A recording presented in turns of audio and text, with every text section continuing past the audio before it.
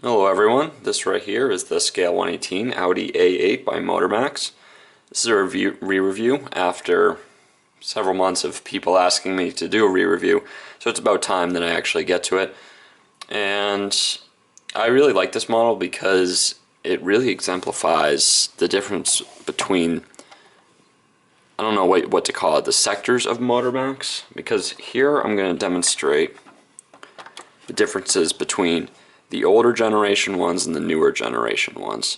So the older ones, typically very poor interior quality, throughout the car. Usually metalwork isn't that great, no suspension, and also you sometimes get, in this case, where the wheel is just, or the tire is just far too big for the wheel. Versus this, which has all the qualities that you look for in even a budget model. This is actually competitive to, say, a Maisto or a Welly even, believe it or not. The other one is not, just because of the poor detail. This does feature full suspension, and the interior is excellent, as well as the details in the outside. Paint quality is great, so it's almost like they're coming out of different factories. But it is indeed a Motormax. One of the only ones that I would highly recommend, although there are a few similar to this, namely the Audi A4. There's a Mercedes SL60 or SL 500, which is no longer being produced, but you can probably still find it on eBay, and there are a few like it. But anyway, aside from that, this is a pretty good model. But in typical Motormax style, we get two very distracting pegs in the headlight. I always mention it in my videos because it's kind of a pet peeve of mine, and this just really makes it obvious. There's two. It's like you couldn't even take out one, but I guess that's okay given the quality of the rest of the car. Now this is a 2004. It's a Quattro, which I believe all A8s were Quattros. Let's go right to the engine now. Not a bad engine. It is all just one plastic piece, but at least it's colored well. The one thing I will point out that is 100% inaccurate is this 3.8 liter V8. There's no such thing. Never was. The closest would be the 3.7, which was only sold in Europe at the time. But I suppose this would be based off a European one, considering that model manufacturers usually take the prototypes in order to make their models. Very, very, very nice wheels. They really look nice, and this is actually pretty high quality chrome. I've had this car for, I think, 5 years now, and I've seen no degradation in the chrome due to the sun or fingers touching it. So it's nice to see that. Good paint quality throughout the car. Nice solid mirrors. And there's that 3.8 logo. I really wish I knew where they got it because it doesn't make any sense. The trunk, which you would think extends all the way to back here, because it does in the actual car. Actually, there's a big huge block here to make room for the pegs to open it. Not too realistic. Not that it matters a big deal, but it is there. You wouldn't necessarily see that in an auto art. See suspension on the back.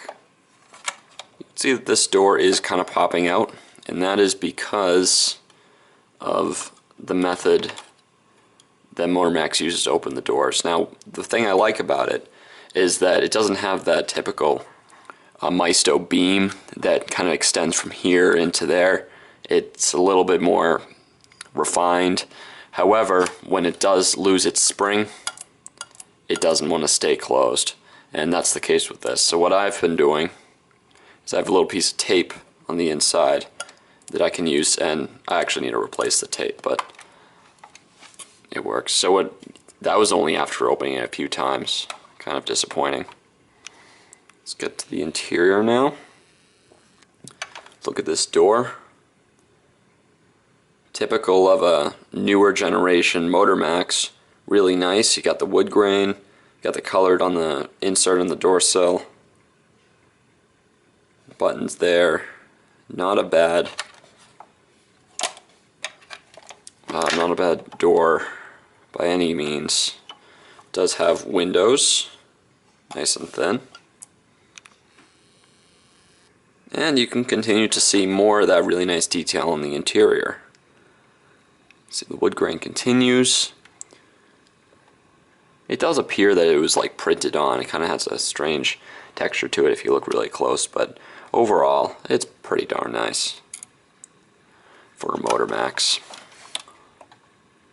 For a Maisto even. Nice seats, have some of the ripples common to leather seats. And it of course does not feature carpeting. That's alright. Gauge pack in the back looks good. Got an Audi logo on the steering wheel. Not bad at all. And that's with the wheels. Unusual for a sedan is the fact that the back door is open, and that's actually one of the reasons why I got this car. Because everything on it opens. So nice. So nice to see. Especially now when model companies seem to be skimping on that. Adding that extra little piece of realism that I like so much. It's opening. Underneath, not bad detail at all. We got a shield in the front. Everything's pretty much extended from the bottom. You can see that the drive shaft isn't, but you don't really notice it. Overall, looks really nice. Nice detail on the wheels. A little bit of a wheel wobble. You can see when I move that. I don't anticipate that causing any problems, but it is there.